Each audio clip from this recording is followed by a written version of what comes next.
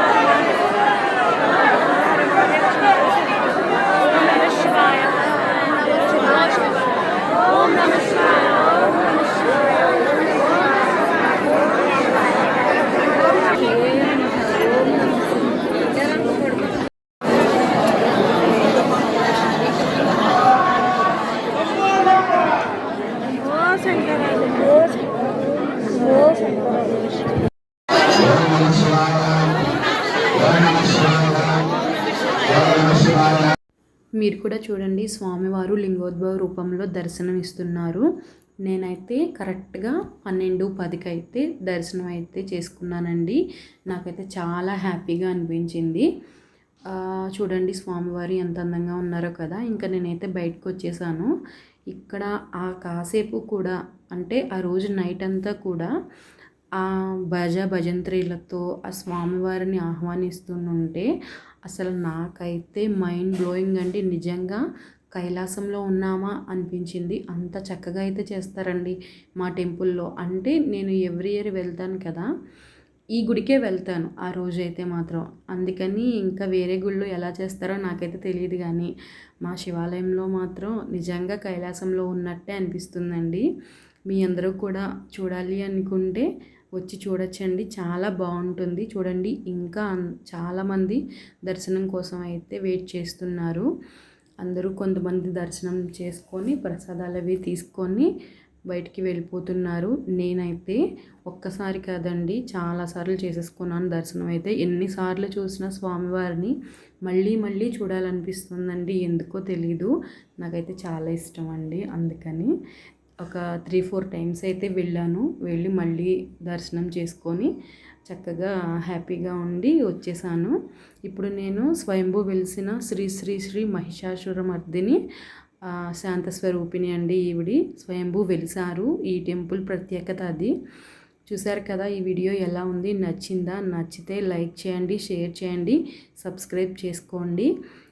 ఈ వీడియోని ఎంకరేజ్ చేయండి. థ్యాంక్ యూ సో మచ్ అండి. అంటే చూడని వాళ్ళు ఎవరైనా ఉంటారు కదా, వాళ్ళందరూ కూడా చూస్తారని నేనైతే అనుకుంటున్నాను. థ్యాంక్ యూ సో మచ్ అండి.